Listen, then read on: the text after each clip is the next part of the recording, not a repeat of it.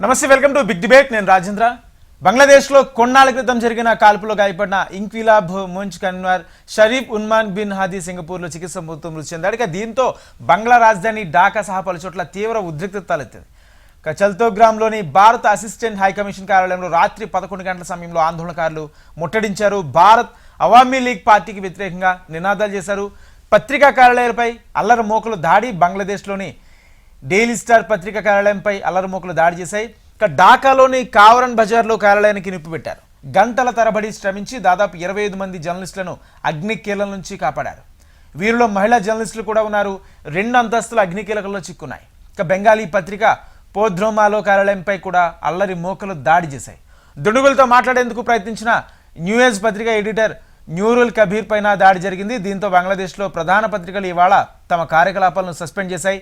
బంగ్లాదేశ్ వ్యవస్థాపక అధ్యక్షుడు షేక్ ముజిబుర్ రెహమాన్ కుటుంబానికి ధన్మోండి 32 ఏరియాల్లో ఉన్న ఇంటిని ఆందోళనకారులు ధ్వంసం చేశారు. ప్రస్తుతం ఆ ఇంటిని మ్యూజియంగా వాడుతున్నారు. గత ఏడాది జూలైలో అవామీ లీగ్ నేత ప్రధాని షేక్ హసీనాకు వ్యతిరేకంగా జరిగిన తిరుగుబాటులో హౌదీ కీలక పాత్ర పోషించాడు. కొన్నేళ్ల క్రితం భారత్ వ్యతిరేక వ్యాఖ్యలు చేశారు. అయితే గత వారం అతడిపై గుర్తు తెలియని దుండగులు కాల్పులు జరిపారు. అతడు చికిత్స పొందుతూ మృతి చెందడంతో భారత వ్యతిరేక జ్వాలలు బంగ్లాదేశ్లో మిన్నంటాయి. ఇదే అంశానికి సంబంధించి ఇవాళ బిగ్ డిబేట్లో డిస్కస్ చేద్దాం. మనతో పాటు డిస్కషన్లో పాల్గొనేందుకు డాక్టర్ వినోద్ కుమార్ గారు ఉన్నారు, రిటైర్డ్ ఐఎఫ్ఎస్ ఆఫీసర్, అదేవిధంగా కాంగ్రెస్ ఎన్ఆర్ఐ అడ్వైజరీ కమిటీ నాయకులు, అదేవిధంగా ఆంజనేయ రెడ్డి గారు ఉన్నారు బీజేపీ నుంచి, సంజయ్ గారు ఇంటర్నేషనల్ ఇష్యూస్ ఎక్స్పర్ట్. ముందుగా సంజయ్ గారు, ప్రస్తుతం జరుగుతున్న ఈ ఇష్యూస్కు సంబంధించి ఏ విధంగా చూడొచ్చు? అంటే భారత్ మీద పూర్తిగా విషం కక్కే కొన్ని వ్యాఖ్యలు కానీ, బంగ్లాలో జరుగుతున్న దారుణాలు కానీ, ఇవన్నీ కూడా హసీనా ఇండియాలో ఉండడం వల్లేనా? ఎందుకు భారత్ మీద ఇంతగా విషం కక్కుతుంది? థ్యాంక్స్ అండి, మీ ప్రోగ్రామ్ కి ఇన్వైట్ చేసినందుకు. తర్వాత కో ప్యానలిస్ట్ అయినటువంటి వినోద్ గారికి, తర్వాత ఆంజనేయ రెడ్డి గారికి నమస్తే అండి. ముఖ్యంగా ఇక్కడ మనం గమనించాల్సింది ఏంటంటే, మీరు చెప్పినట్టు షరీఫ్ ఉస్మాన్ హదీని ఎవరో దుండగులు తెలియదు కాల్చి చంపారు.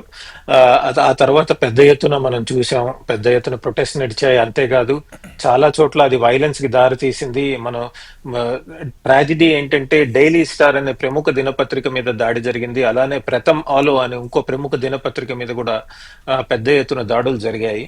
ఈ దాడులు కనుక మనం చూసినట్టయితే ఇవి అనుకోకుండా జరిగింది కాదు, క్లియర్ గా ఒక పథకం ప్రకారం చేస్తున్నారు. ఒక మోడరేట్ వాయిస్ ఏదన్నా ఉంది బంగ్లాదేశ్ లో అంటే దాన్ని తుడిచిపెట్టే ప్రయత్నం జరుగుతోంది. ఇప్పుడు మీరు డైలీ స్టార్ తీసుకోండి, ప్రథమాలో తీసుకోండి, ఇవన్నీ కూడా భారత్ ని వాళ్ళు చాలా సార్లు క్రిటిసైజ్ చేసినప్పటికీ వాళ్ళ ఎడిటోరియల్స్ లో కొంత మోడరేట్ వాయిస్ అని వాళ్ళకి పేరు. కానీ అటువంటి దినపత్రికల మీద పెద్ద ఎత్తున, న్యూస్ ప్లాట్ఫామ్స్ మీద పెద్ద ఎత్తున దాడులు జరుపుతున్నారంటే ఇదేమీ అనుకోకుండా జరిగింది కాదు, స్పెసిఫిక్ గా టార్గెట్ చేయడం జరిగిందండి. మనకి తెలిసిందే,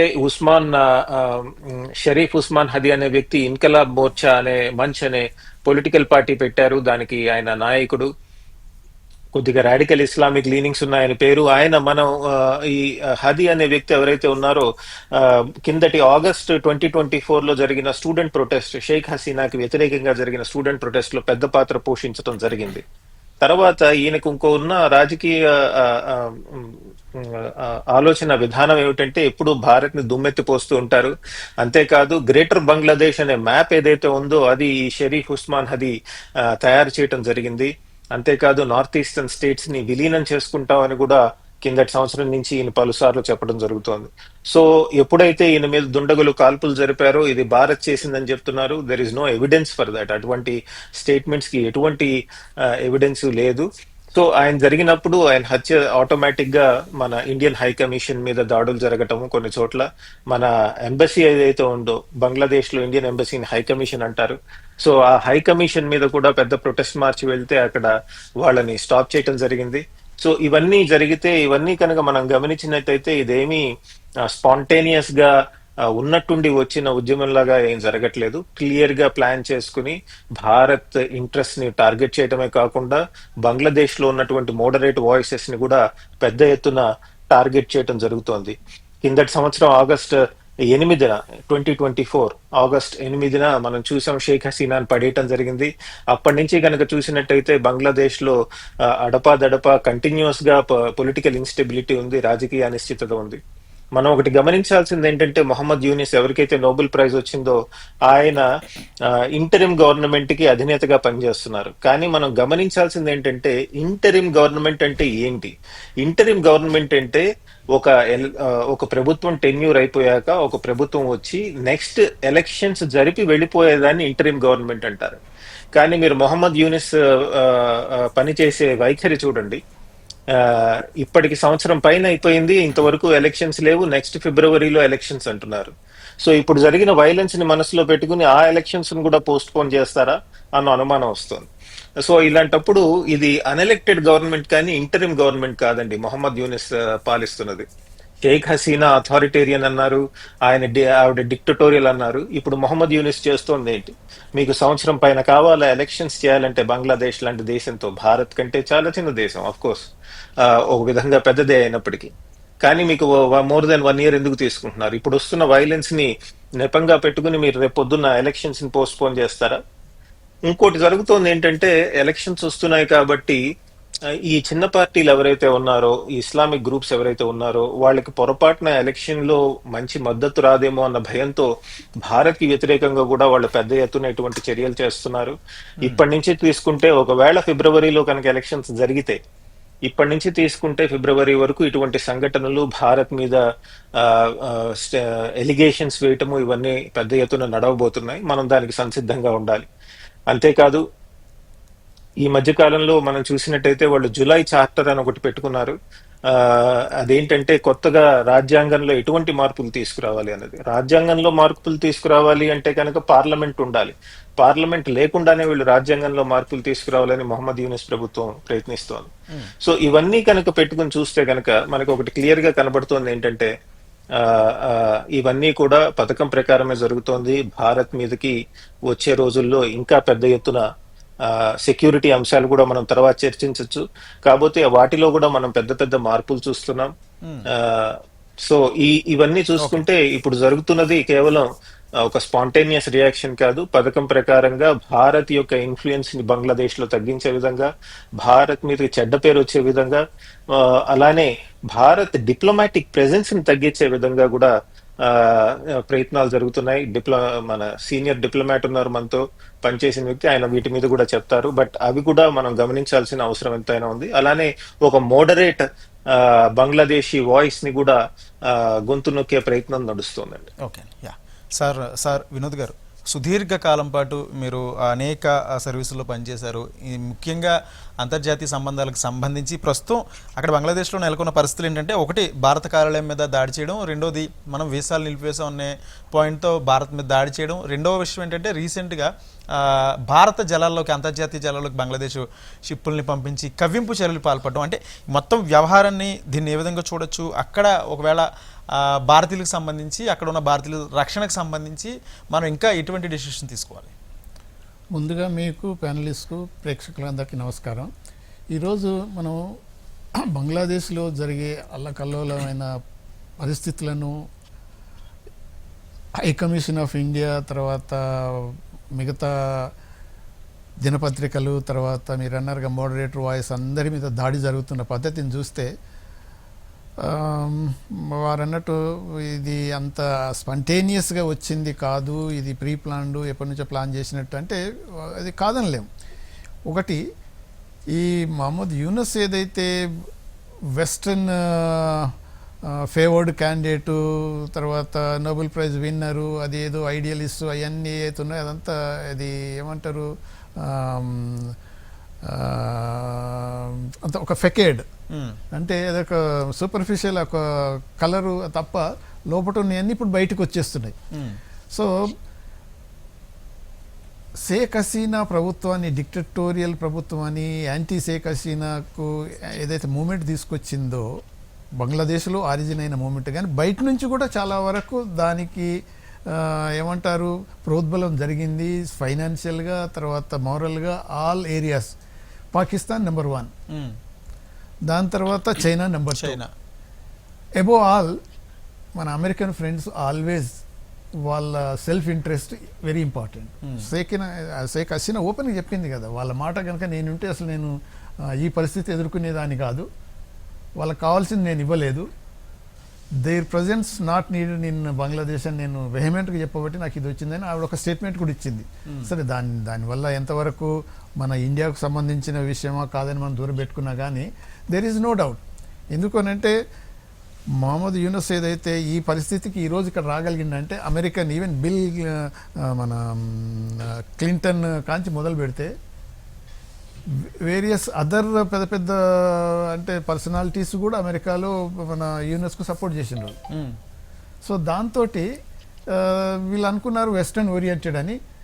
దాని తర్వాత అమెరికన్కు ఒక బేస్ దొరుకుతుంది, ఫుట్ హోల్డ్ ఉంటుంది బంగ్లాదేశ్ మీదలో అనే ఆలోచన కూడా ఉంటే అది కూడా జరగలేదు షేక్ హసీనా ఉన్నంతకాలం.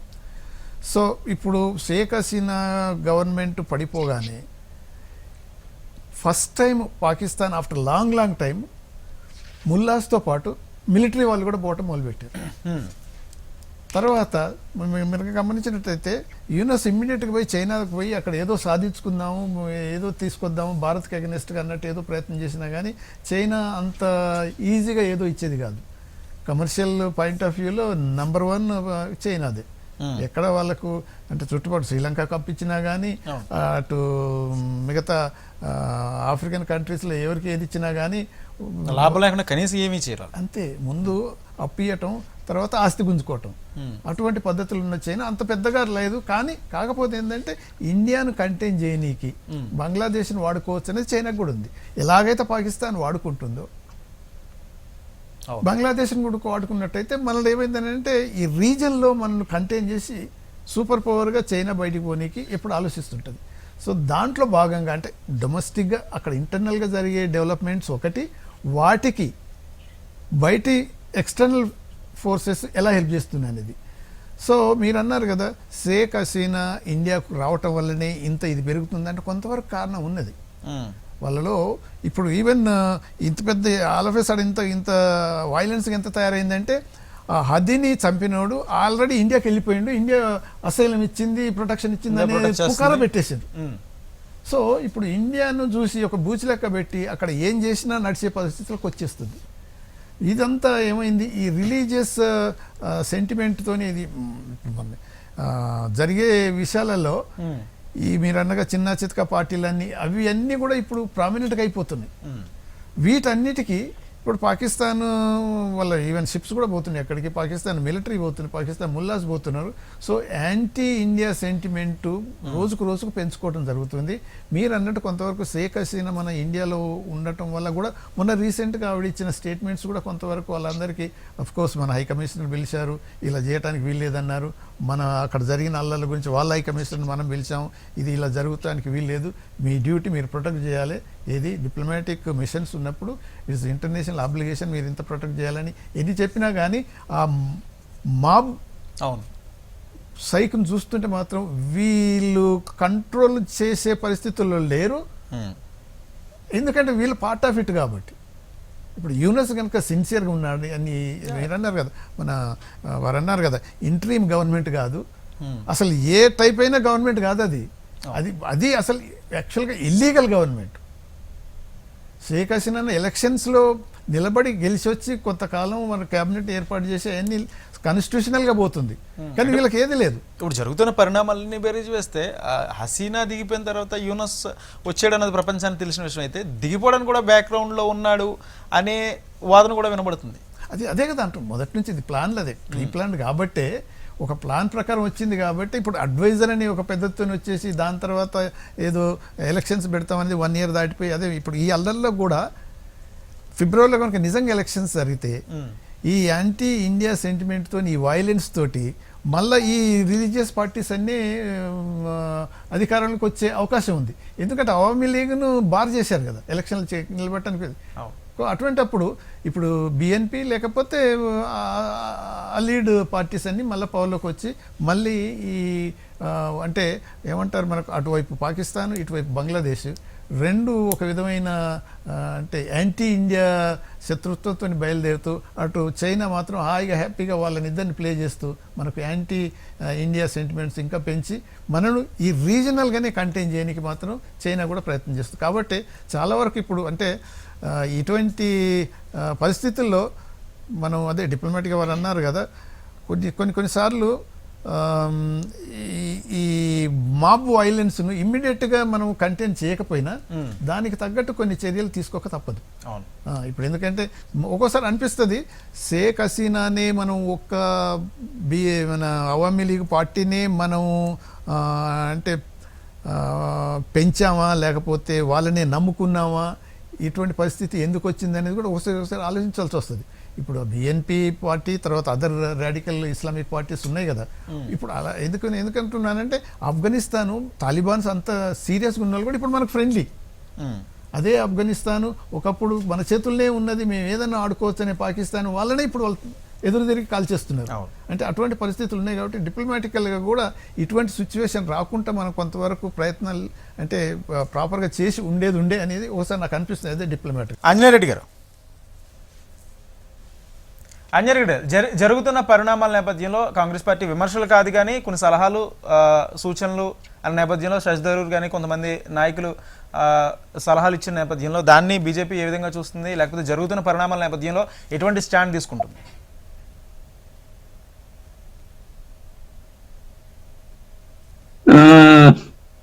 రాజేంద్ర గారు, మీకు చర్చలో పాల్గొంటున్న పెద్దలకి, వీక్షకులకి, ప్రేక్షకులందరికీ కూడా నమస్కారాలు. నాకు ముందు మాట్లాడిన పెద్దలు ఒకరు ఫారిన్ సర్వీసెస్ లో అనేక సంవత్సరాలు చాలా సుదీర్ఘంగా అనుభవం గల వ్యక్తి, వివిధ హోదాల్లో పనిచేశారు.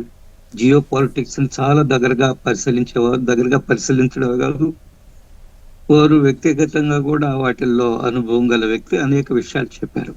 నేను ఒక రాజకీయ పార్టీ కార్యకర్తగా ఈరోజు బంగ్లాదేశ్ లో జరుగుతున్న పరిణామాలు చాలా భయంకరంగా ఉన్నాయి.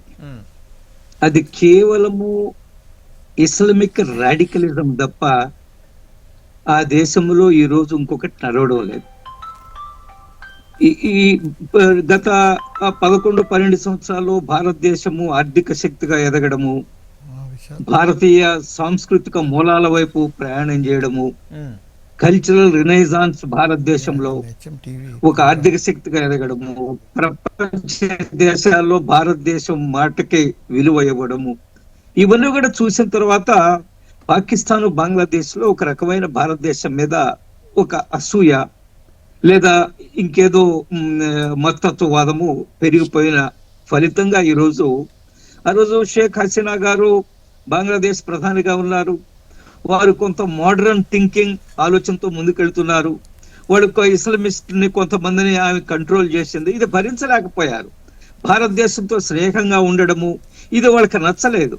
అందుకనే వాళ్ళు ఈరోజు వాటి యొక్క ఫలితమే ఈరోజు బంగ్లాదేశ్ లో మనం అనేక పరిణామాలు చూస్తున్నాం. మొన్న ఈ మధ్య కూడా మీరు చూసే ఉంటారు, ఒక నాయకుడు అక్కడ ఒక యువకుడే ఏం చెప్పాడు, 7 సిస్టర్స్ ని భారతదేశం నుంచి కట్ చేసేస్తామంటున్నారు. ఎంత ఇది అసూయ పెంచుకున్నారు చూడండి, ఎంత ద్వేషం పెంచుకున్నారు చూడండి భారతదేశం మీద. బంగ్లాదేశ్ ఏర్పడిందే భారతదేశం వల్ల కదా. 1971 వార్ లో బంగ్లా విముక్తికి భారతదేశం ఏ విధంగా సహాయం చేస్తాం మనం చూసాం.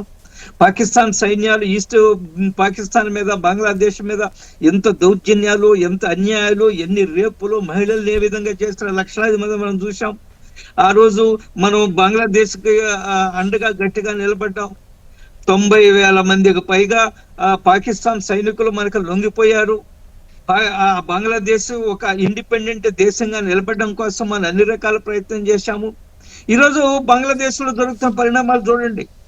ఆ ముజిబుర్ రెహమాన్ గారి ఇంటిని ధ్వంసం చేశారు, ఆయన విగ్రహాలను ధ్వంసం చేశారు. ఎవరు ముజిబుర్ రెహమాన్?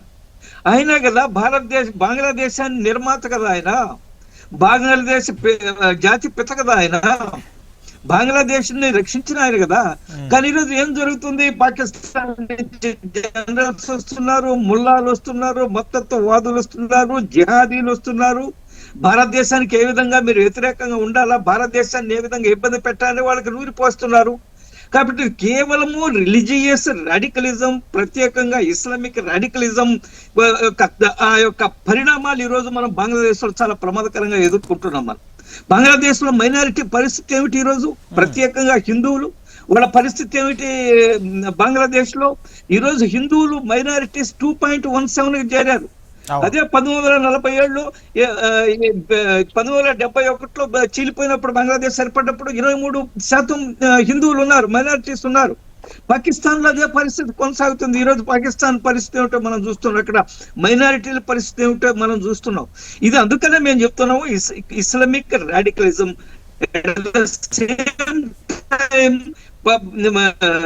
భారత వ్యతిరేక శక్తులు, చైనా లాంటి వాళ్ళు, పాకిస్తాను, కొంత అమెరికా వాళ్ళు చాలా తెలివిగా అటు ఇటు నాటకాలు ఆడుతుంటారు. వారు పరోక్షంగా పెద్ద ఎత్తున పాకిస్తాన్ కానీ బంగ్లాదేశ్ కానీ సహాయం చేస్తుంటారు. మనం చూసాం పాకిస్తాన్ జనరల్ ని మునీర్ ని తీసుకొచ్చి ఆయన డిన్నర్లు ఇచ్చి ఏం మాట్లాడారో మనం కూడా చూసాము. ఇప్పటికి 3 సార్లు వెళ్ళాడు పాకిస్తాన్ జనరల్ అమెరికాకి, 3వ సారి కూడా పోతున్నట్టున్నాడు. కాబట్టి ఇది కేవలము ఇస్లాం మతతత్వవాదాన్ని పెంచి పోషించడం కోసం భారతదేశం పట్ల అసూయ, భారతదేశం ఒక గొప్ప శక్తిగా ప్రపంచ దేశాల్లో ఎదిగితే, భారతదేశం మాట నడిస్తే, భారతదేశం సాంస్కృతిక వైభవాన్ని తిరిగి పొందితే మేమందరం కూడా తట్టుకోలేమనే ఒక భయంకరమైన ఆలోచనతో జరుగుతున్న పరిణామాలు ఇవి. ఈరోజు చూస్తున్నాం మనం. నాకు ముందు మాట్లాడిన పెద్దలు చాలా వివరంగా చెప్పారు. రేపు ఫిబ్రవరిలో ఎన్నికలు ఏమవుతుందో మనం చూడాల్సిందా, ఎన్నికలు సక్రమంగా జరుగుతాయా, ఎన్నికలు ప్రజాస్వామ్యబద్ధంగా జరుగుతాయా. మనం చూసాం 1947 తర్వాత పాకిస్తాన్ లో ఒక 3-4 సార్లు మాత్రం ఎన్నికలు జరిగి అక్కడ ఎలక్టెడ్ గవర్నమెంట్ వచ్చింది. ప్రతిసారి జనరల్స్ అక్కడ మిలిటరీ అధికారులు, మిలిటరీ పరిపాలన, ఇప్పటికి కూడా మిలిటరీ ఏం చెప్తే నడుస్తుంది. పేరుకే డెమోక్రసీ, పేరుకే ఎలక్టెడ్ గవర్నమెంట్ ఉంటుంది తప్ప మిలిటరీ వాళ్ళు ఏమైతే చెప్పారో వాళ్ళే డిక్టేట్ చేస్తుంటారు టర్మ్స్ అన్ని కూడా.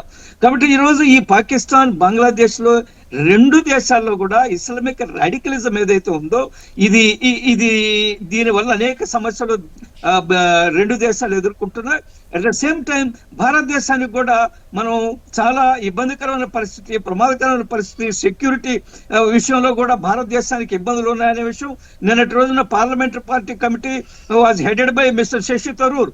ఆయన చాలా సవివరంగా చెప్పారు. ఆయన 5 పాయింట్లు చెప్పారు, ఏ విధంగా పరిస్థితులు ఉంటున్నాయని కూడా మనం చూసాం. కాబట్టి it is nothing but religious fundamentalism, religious communalism, particular గా ఈ రాడికలిజం భారతదేశం పట్ల అసూయ పెంచుకొని భారతదేశం ఒక శక్తిగా ఎదుగుతుంది. ఏమైనా భారతదేశాన్ని ఇబ్బంది పెట్టాలి. ఎవరు బంగ్లాదేశ్ ప్రజలు, ఎవరు పాకిస్తాన్ ప్రజలు, కొన్ని 100,000 సంవత్సరాల క్రితం భారతదేశం వాళ్ళే కదా, అందరూ కూడా ఒకే సమాజంలో ఉండేవాళ్ళు కదా. ఈరోజు కేవలము ఇస్లాం తీసుకున్నంత మాత్రాన వాళ్ళు భారతదేశాన్ని వ్యతిరేకించడము, భారతదేశం శక్తిగా ఎదగడాన్ని తట్టుకోలేకపోవడము, ఇది వాళ్ళ యొక్క మనస్తత్వానికి, మైండ్ సెట్ కి మనకి అర్థమవుతుంది. ఇది బంగ్లాదేశ్ లో జరుగుతున్న పరిణామాలు మనకి చాలా ఇబ్బంది ఉంది. ఆ దేశానికి కూడా అది ఒక దేశంగా నిలబడగలుగుతుందా, ఒక ప్రజాస్వామ్యమైన ఎన్నికలు జరుగుతాయా, అక్కడ డెమోక్రటికల్లీ ఎలక్టెడ్ గవర్నమెంట్ వస్తుందా, అక్కడ ఫ్రీ అండ్ ఫేర్ ఎలక్షన్ జరుగుతుంది అనేది అందరికి కూడా అనుమానం ఉంది. మన ప్యానెల్లో పాల్గొన్న పెద్దలకు కూడా అదే అనుమానం వ్యక్తం చేస్తున్నారు, అదే అభిప్రాయం వ్యక్తం చేస్తున్నారు. కాబట్టి ఈరోజు బంగ్లాదేశ్ పరిస్థితి చాలా దారుణంగా ఉంది. బంగ్లాదేశ్ లో కూడా అక్కడ గ్రూపుల ముఠాల మధ్య గొడవలు జరుగుతున్నాయి. ఆయన ఎవరో సింగపూర్ లో చనిపోయాడు కదా, అతను ఎవరో ఓ వ్యతిరేక గ్రూప్ వ్యతిరేకమంటే ఈరోజు చూడండి మీడియా మీద, పత్రికా కార్యాలయాల మీద ఎంత దౌర్జన్యం, ఎంత దుర్మార్గం జరుగుతుందో. ఫ్రీ ప్రెస్ అవకాశం ఉందా? నోరెత్తి మాట్లాడే వాళ్ళని, అక్కడ మోడరేట్ థింకింగ్ జర్నలిస్టులని, లేదా ఇంకెవరో, మన నిన్నటి రోజున కూడా ఒక హిందూ యువకుడిని దుర్మార్గంగా కాల్చి చంపేశారు, మంటల్లో కాల్చి చంపేశారు. అంతకుముందు హిందూ వాళ్ళకి సంబంధించిన టీచర్లని, మహిళలని ఎంత దుర్మార్గంగా వ్యవహరించారో చంపేశారో చూసాం.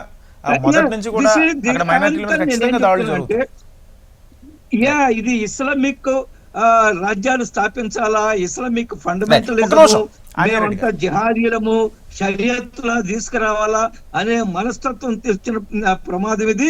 దీనికి వ్యతిరేకంగా డెమోక్రటిక్ అండ్ మోడరేట్ దేశాలన్నీ కూడా ఒకటి కావాల్సిన అవసరం.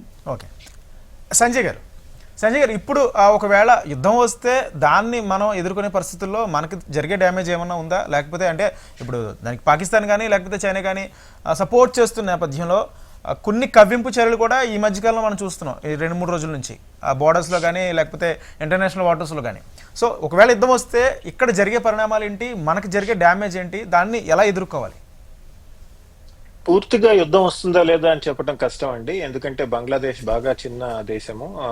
ముఖ్యంగా మిలిటరీ పరంగా చూసుకుంటే కనుక మనకి వాళ్ళకి పొంతనే లేదు. అంతేకాదు వాళ్ళ నేవీ తీసుకోండి, ఎయిర్ ఫోర్స్ తీసుకోండి, అసలు పెద్దగా మనతో ఒక మూలకి రావవి. సో దాంతో యుద్ధం వస్తుందా రాదా అన్న దాని మీద కంటే ఈ ఇండైరెక్ట్ మీన్ విధాలుగా మనని ఎట్లా బాధ పెడతారు అన్నది మనం ఆలోచించాల్సిన అవసరం ఉందండి. వాళ్ళకి కావాల్సింది కూడా ఇండియా, ఇందాక పెద్దలు చెప్పినట్టు చైనా కావాల్సింది ఏంటంటే ఇండియా బంగ్లాదేశ్ లో బిజీగా అయిపోతే ఒక యుద్ధం చేసో లేదా సేనలు పంపించో, ఇండియా బిజీగా అయిపోతే వాళ్ళకి తేలిక అవుతుంది మిగతా ప్రాంతాల్లో మన మీద కఠినమైన చర్యలు తీసుకోవడానికి. అది వాళ్ళు ఆలోచిస్తున్నారు. నా ఉద్దేశంలో మన భారత ప్రభుత్వం యుద్ధం వైపుగా అడుగులు వేయదు. ఆ, వాళ్ళకి అవతల వాళ్ళకి అంత శక్తి సామర్థ్యాలు లేవు, అన్లెస్ చైనా కానీ పాకిస్తాన్ కానీ వాళ్ళ సేనల్ని పంపిస్తే తప్పితే అలాంటి జరిగే అవకాశం లేదు. కాకపోతే బంగ్లాదేశ్ ఏం చేయడానికి ప్రయత్నించవచ్చు అంటే, ఇంతకు ముందు మనం చూసాం షేక్ హసీనా రాకముందు నార్త్ ఈస్ట్ లో పనిచేసే ఆపరేట్ చేసేటువంటి రిబెల్ గ్రూప్స్ ఏవైతే ఉన్నాయో, టెర్రరిస్ట్ ఆర్గనైజేషన్స్ ఏవైతే ఉన్నాయో, అవన్నీ కూడా బంగ్లాదేశ్ లో శరణు తీసుకునేవి, బంగ్లాదేశ్ నుంచి ఆపరేట్ చేసేవి. ఇప్పుడు మళ్ళీ అటువంటి ఆ, ఆ, అవకాశాలు వాళ్ళకి కనబడుతుంటాయి. ఉదాహరణకి ఉల్ఫా తీసుకోండి, లేదా నాగా మిలిటెంట్స్, మిజో వీళ్ళంతా కూడా బంగ్లాదేశ్ నుంచి మన ఇండియాలోకి ఆపరేట్ చేయడం జరిగేది. వాళ్ళకి బోల్లని వనరులు వెళ్ళేవి. ఉదాహరణకి మిలిటరీ ఎక్విప్మెంట్ కానివ్వండి, గన్స్, చిన్న చిన్న గ్రెనేడ్స్, ఇలాంటివన్నీ కూడా బంగ్లాదేశ్ ద్వారా పాకిస్తాన్ సప్లై చేస్తూ ఉండేది.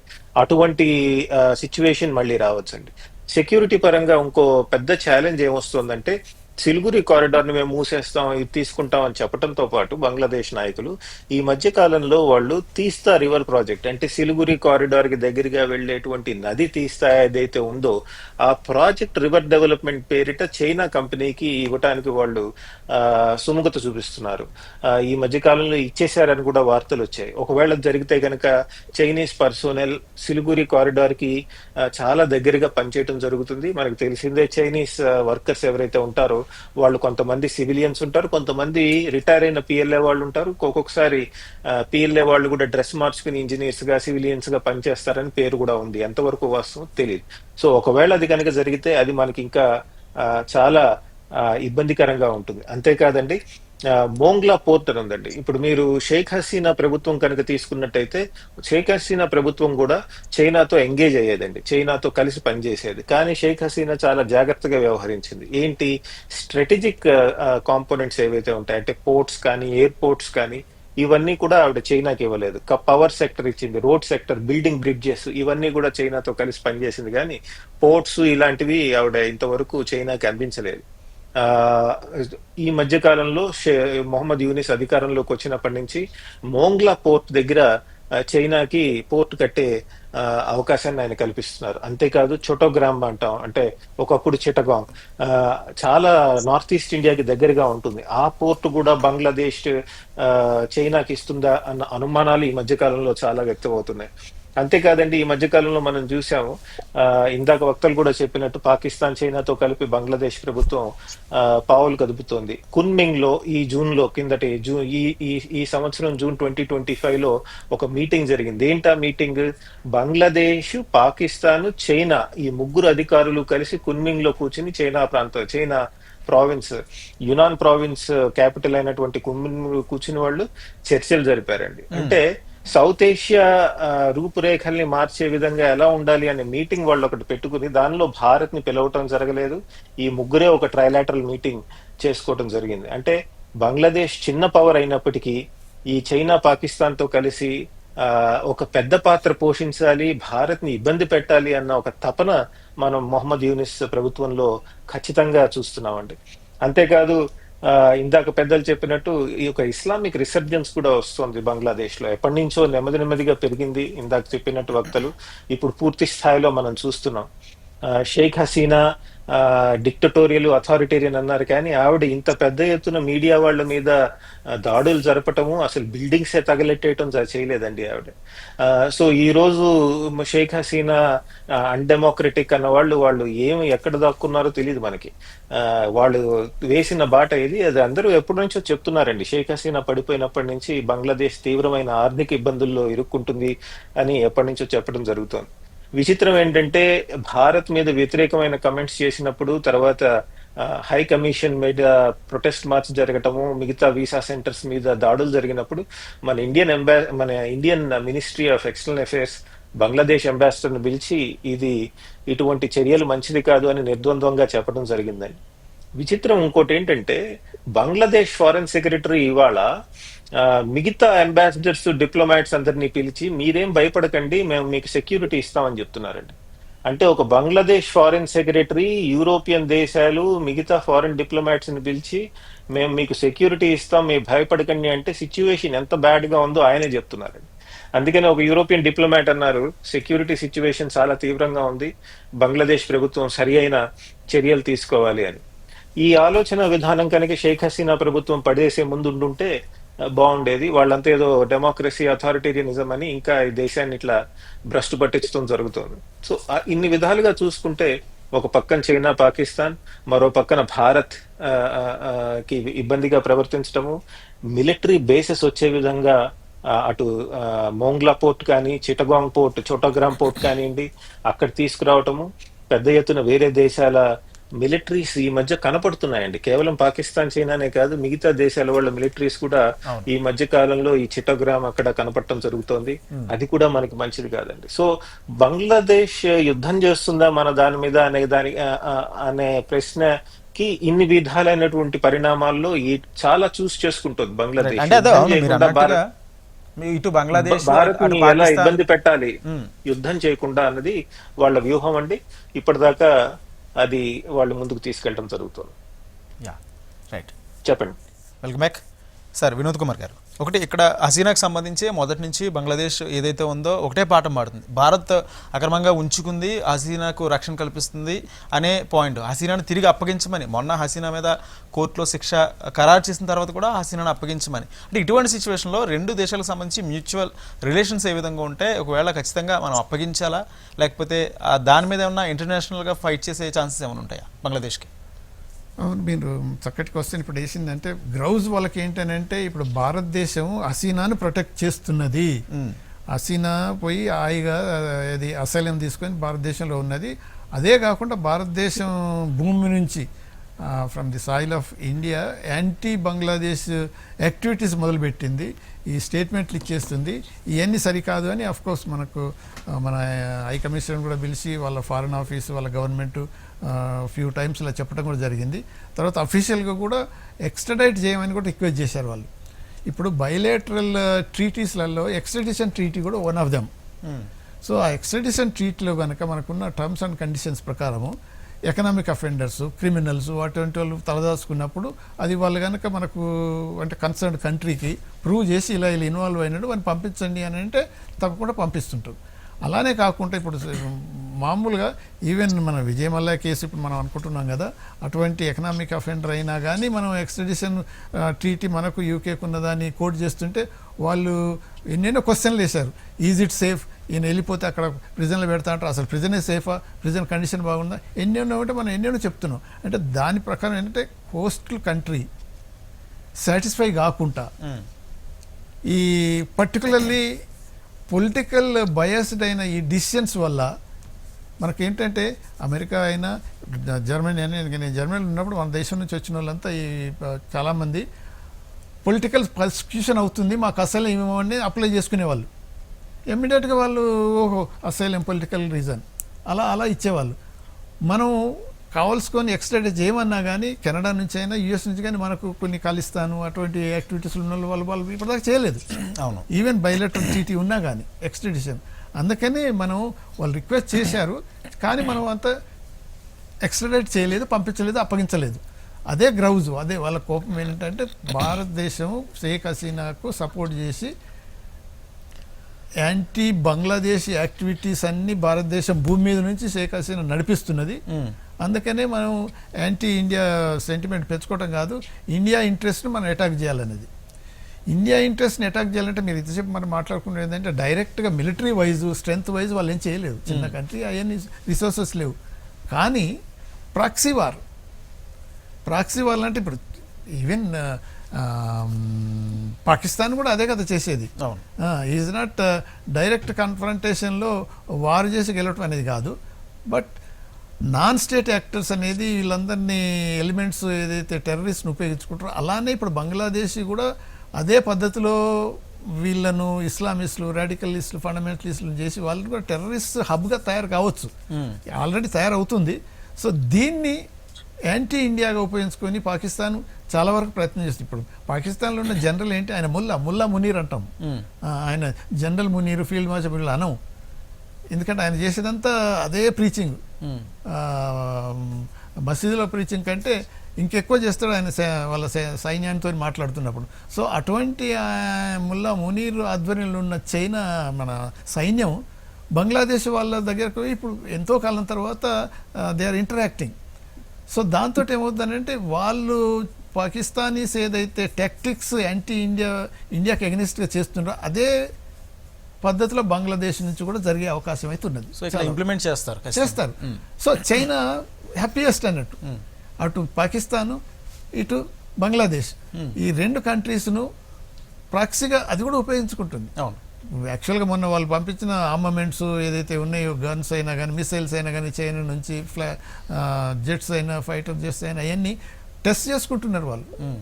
రియల్ బ్యాటిల్ ఫీల్డ్లో యాంటీ ఇండియాకి అగెనిస్ట్గా ఇటు పాకిస్తాన్ టెస్ట్ చేసింది. సో ఇటువంటి వాళ్ళను ఉపయోగించుకొని మనకు కొంతవరకు నష్టం జరిగే విధంగా చైనా ఆలోచిస్తుంది.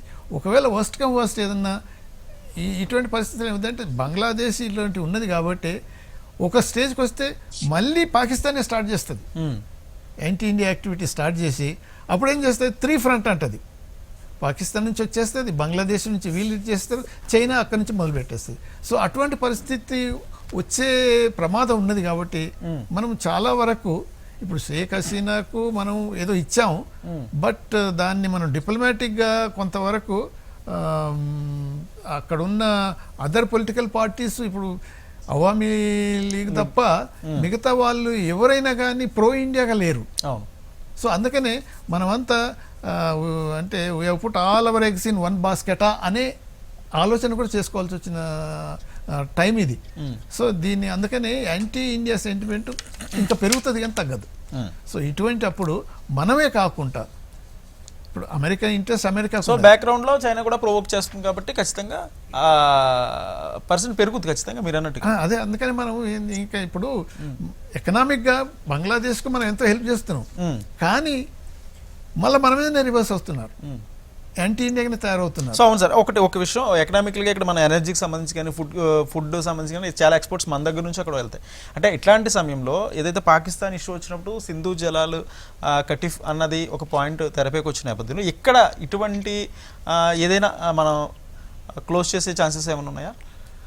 అంటే ఇప్పుడు షేక్ హసీనా పీరియడ్లో మనం అఫ్కోర్స్ మనం మమతా బెనర్జీ చీఫ్ మినిస్టర్ ఉండి కొంతకాలం అఫ్కోర్స్ కొన్ని ఇష్యూస్ సాల్వ్ చేసుకోగలిగాము.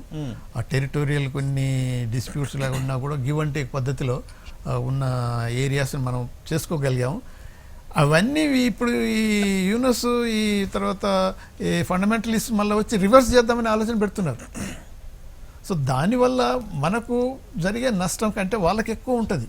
మనం కనుక బ్లాక్ చేసేస్తే energy supply, food supply, other varieties of help కనుక చేయకపోతే వాళ్ళకి నష్టం జరుగుతుంది. కానీ దీనికంటే ఎక్కువ అటు చైనా నుంచి ఏదో తీసుకొని, పాకిస్తాన్ నుంచి ఏదో తీసుకొని వాళ్ళు ఏదో యాంటీ ఇండియా సెంటిమెంట్తో మళ్ళీ పవర్లో కొంతకాలం కంటిన్యూ కావాలనే ఐడియా ఉంటే అది మనకు కొద్దిగా నష్టం అవుతుంది. సో అందుకని మనం ఇప్పుడు ఒక్కోసారి ఏమవుతుందంటే 71 వార్లో ఇంత అంటే ఎంతో త్యాగం చేశాం మనం, అప్పుడు అన్ని చేసి ఒక లిబరేషన్ చేసి ఇప్పుడు ముజిబుర్ రెహమాన్ అదే వాళ్ళ బంగ్లా బంధు అని వాళ్ళ ఫాదర్ ఆఫ్ ద నేషన్ అంటే ఆయననే అటాక్ చేస్తున్నారు, వాళ్ళ ఇల్లు వాళ్ళంతా డిస్ట్రాయ్ చేస్తున్నారు, వాళ్ళ పేర్లు డిస్ట్రాయ్ చేస్తున్నప్పుడు భారతమే చేయడానికి పెద్ద లెక్కేం కాదు. సో ఆ హెల్ప్ అయితే ఖచ్చితంగా ఉండదు. రైట్, అంజారెడ్డి గారు ఇక్కడ ఒకటి ఏదైతే ప్రస్తుతం అంటే సార్ చెప్పిన విషయాల్లో కానీ లేకపోతే సంజయ్ గారు చెప్పిన విషయాల్లో కానీ చాలా మంచి విషయాలు ఏంటంటే డైరెక్ట్గా అటాక్ చేయకపోయినా ఇండైరెక్ట్గా పాకిస్తాన్ అవలంబిస్తున్న విధానమే బంగ్లాదేశ్ తీసుకుని టెర్రరిస్ట్ అటాక్లు కానీ లేకపోతే ఇంటర్నల్గా ఇండియాలో అటాక్స్ కానీ వాళ్ళు ప్లాన్ చేయొచ్చు. అయితే ఇక్కడ ఈ నేపథ్యంలోనే ఒక పాయింట్, ఎక్కువ మంది అక్రమ వలసదారులు భారత్కు ఉన్న 38 ఉందంటే అది బంగ్లాదేశ్ ఫస్ట్ ప్లేస్లో ఉందనుకోవచ్చు. సో జుట్టు కరెక్షన్, దీనికి సంబంధించి ఎటువంటి నిర్ణయం తీసుకోవాలి, ఎటువంటి నిర్ణయం తీసుకోబోతుంది? నన్ను అడుగుతున్నారండి? యా మిమ్మల్ని సార్, క్యారియన్. Okay okay. ఇలా భారతదేశము ఒక పరిపక్వత గల ప్రజాస్వామ్య దేశం.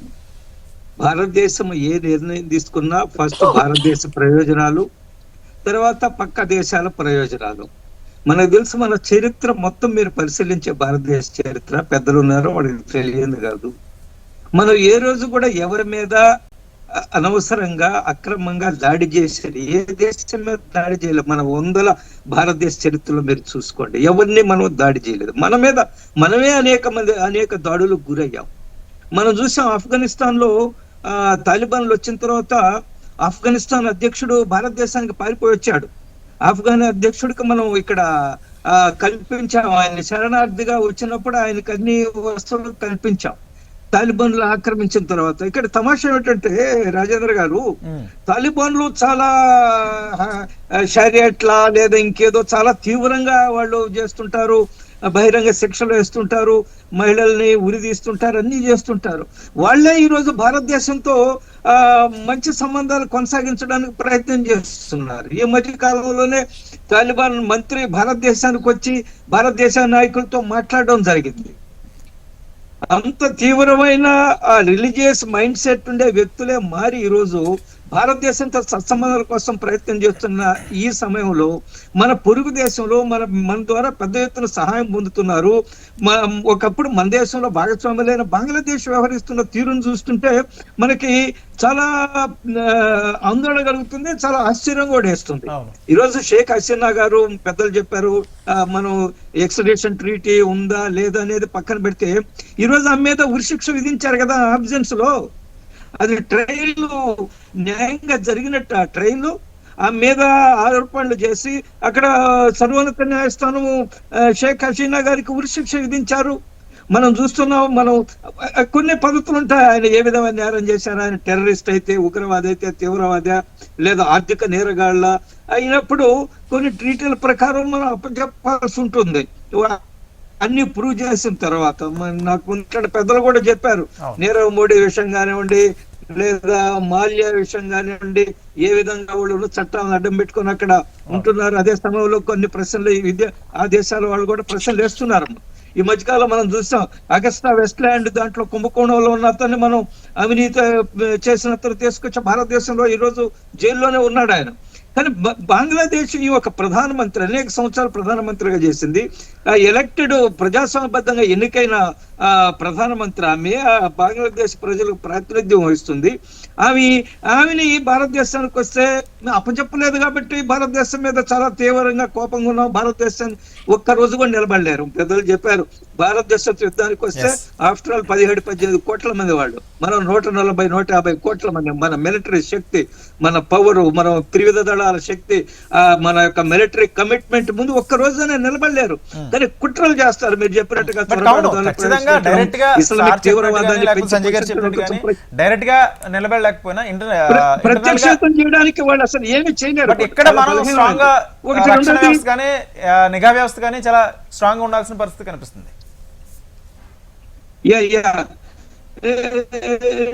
వాళ్ళు ఏమి చేయలేరు. వాళ్ళు అందుకనే ఈ రకరకాల ఈ ఛానల్స్ లో మనల్ని ఇబ్బంది పెట్టడానికి ప్రయత్నం చేస్తుంటారు. మన వ్యతిరేక శక్తులు చైనా, పాకిస్తాన్ తో చేతులు కలుపుతారు. వాళ్ళు ఏ విధంగా మనల్ని ఇబ్బంది పెట్టాలా, మన భూభాగాలు ఏ విధంగా చొరబాటుదాన్ని ప్రవేశపెట్టాలా, లేదా ట్రీటీలను ఏ విధంగా భగ్నం చేయాలా, రకరకాల ప్రయత్నాలు చేస్తారు. వీటన్నిటికీ భారతదేశము ఒక పరిపక్వత చెందిన ప్రజాస్వామ్యబద్ధంగా ఉంది.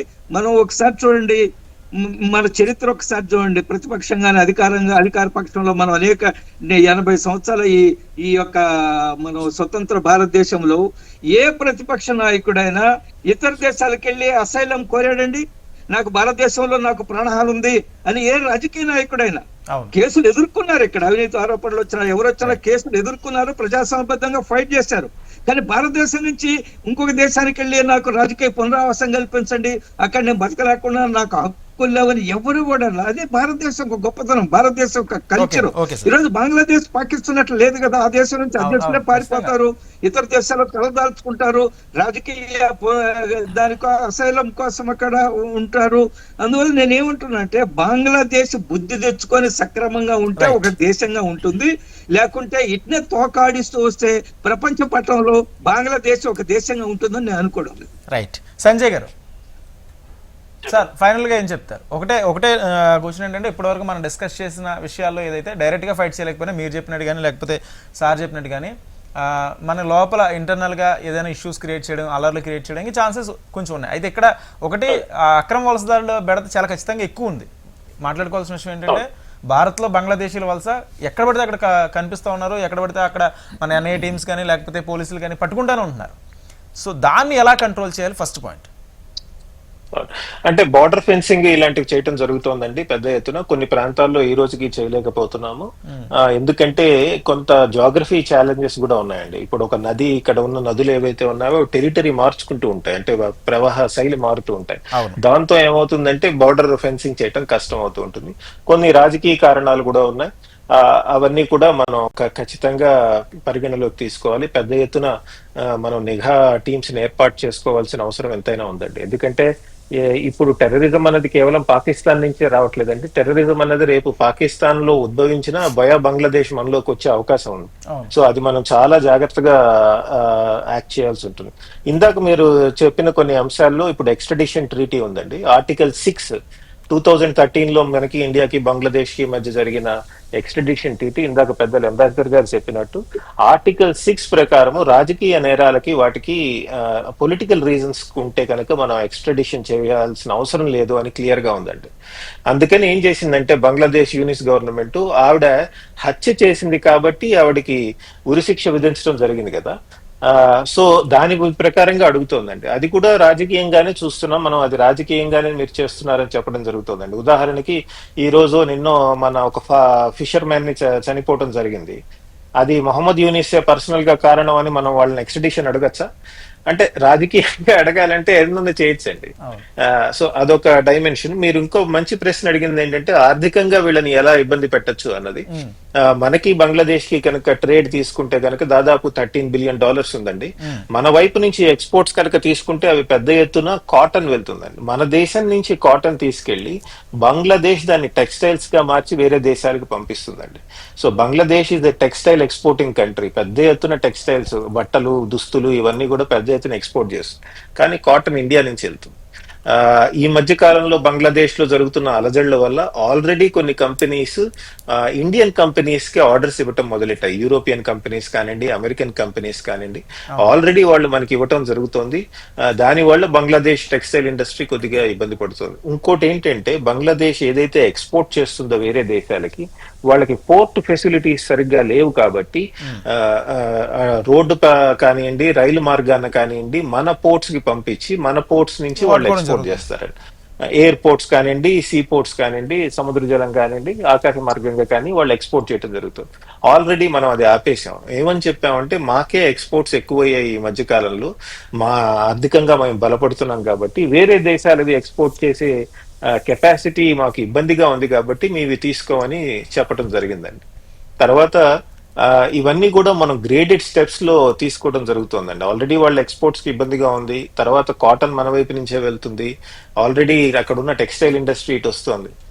బంగ్లాదేశ్ ఆర్థికంగా చితికిపోవాలి అని ఈ రోజుకి మన ప్రభుత్వం అనుకోవట్లేదండి. ఎందుకంటే ముందు రోజుల్లో మంచి రిలేషన్స్ వస్తే కనుక బంగ్లాదేశ్ బాగుపడాలి అని మనం ఆలోచించామండి. ఇప్పుడు ఉదాహరణకి బంగ్లాదేశ్ పర్ క్యాపిటా ఇన్కమ్ తీసుకుంటే దేశంగా ఉద్భవించింది 1971 లో వార్ తర్వాత ఉద్భవించింది కదా. అప్పటి నుంచి తీసుకుంటే కనుక బంగ్లాదేశ్ ఈ రోజు పర్ క్యాపిటా ఇన్కమ్ ఏదైతే ఉందో అది పాకిస్తాన్ కంటే ఎక్కువ. బంగ్లాదేశ్ జీడిపి పాకిస్తాన్ కంటే ఎక్కువ. దానిలో పెద్ద పాత్ర మనం పోషించాం. ఎందుకని? ఆర్థికంగా ఒక దేశం మన పక్కనే ఉండి, ఎస్పెషల్లీ బంగ్లాదేశ్ లాంటి దేశం బార్డర్స్ అన్ని ఓపెన్ గా ఉన్న దేశంలో ఆర్థికంగా చితికిపోతే అక్కడి నుంచి వలసలు మన వైపు ఎక్కువ వస్తాయి అన్న ఉద్దేశంతో కూడా, మంచి ఉద్దేశంతో కూడా మనం అక్కడ ఆర్థికంగా బలపడే విధంగా మనం చాలా చేయటం జరుగుతోందండి. బంగ్లాదేశ్ ని ఆర్థికంగా చితికిపోతే అక్కడ ఉన్న ప్రజలు ఇంకా పెద్ద ఎత్తున మన మీదకి వస్తారు అన్న ఆలోచన కూడా ఒకటి ఉందండి. అందుకని మన వాళ్ళు జాగ్రత్తగా ఆచితూచి వ్యవహరిస్తున్నారు. చూద్దాం ఫిబ్రవరి లోపు Right. ఇంకో 3-4 నెలలు ఏం జరుగుతుందో అని. తర్వాత వచ్చే ప్రభుత్వంతో మన రిలేషన్స్ ఎలా ఉంటాయని. బంగ్లాదేశ్ నేషనల్ పార్టీ కూడా బిఎన్పి ఎవరైతే ఉన్నారో ఖాలిదా జియా తర్వాత నాయకులు తారిక్ రెహమాన్ వీళ్ళు కూడా భారత్ మీద కొద్దిగా సానుకూలమైనటువంటి స్టేట్మెంట్స్ ఈ గత ఒక 1-2 months లో చేయటం జరిగిందండి. అంటే వాళ్ళకు కూడా అర్థం అవుతోంది రాడికల్ ఇస్లామిక్ గ్రూప్స్ మమ్మల్ని కూడా బతకనివ్వరు అని. Right, thank you so much Vinod Kumar garu, thank you so much. Anjaneyulu garu final గా ఏమంటారు? రాజేంద్ర గారు యా కంక్లూడ్ చేయండి సార్. చెప్పండి రాజేంద్ర గారు, చెప్పండి సార్, వినిపిస్తుంది. హలో. యా వినిపిస్తుంది సార్, క్లియర్ చెప్పండి. నాకు శ్రీ అటల్ బిహారీ వాజ్పేయి గారు చెప్పిన ఒక మాట గుర్తొస్తుంది. స్నేహితులు మార్చుకోగలం కానీ నేబర్స్ మనం మార్చుకోలేం. ఫ్రెండ్స్ ను మార్చుకోవచ్చు, నేబర్స్ మార్చుకోలేం. ఖచ్చితంగా బంగ్లాదేశ్, పాకిస్తాన్ లేదా మన పక్కనుండే దేశాలు కలిసి బతకాల్సిందే. వాళ్ళు ఆ విధంగా అవకాశాలు కల్పించినప్పుడు వాళ్ళకి సరైన గుణపాఠం చెప్తాం. అందులో భారతదేశం ఒక్క అడుగు కూడా మీరు చెప్పిన కూడా మంచి point. Right, thank you so much Vinod Kumar garu, thank you so much Anjaneya Reddy garu, thank you so much Sanjay garu. మొత్తంగా బంగ్లాదేశ్ కవ్వింపు చర్యలకు పాల్పడితే ఖచ్చితంగా భారత్ ధీటుగా చర్యలు ఎదుర్కొంటుంది, చర్యలు తీసుకుంటుంది. దీనికి సంబంధించిన పరిణామాలు కూడా బంగ్లాదేశ్ ఎదుర్కోవాల్సిన పరిస్థితి కూడా కనిపిస్తుందని ఇంటర్నేషనల్ ఎక్స్పర్ట్స్ చెప్తున్నారు. ఇది వాళ్ళ బిగ్ డిబేట్ కార్యక్రమం. Keep watching HM.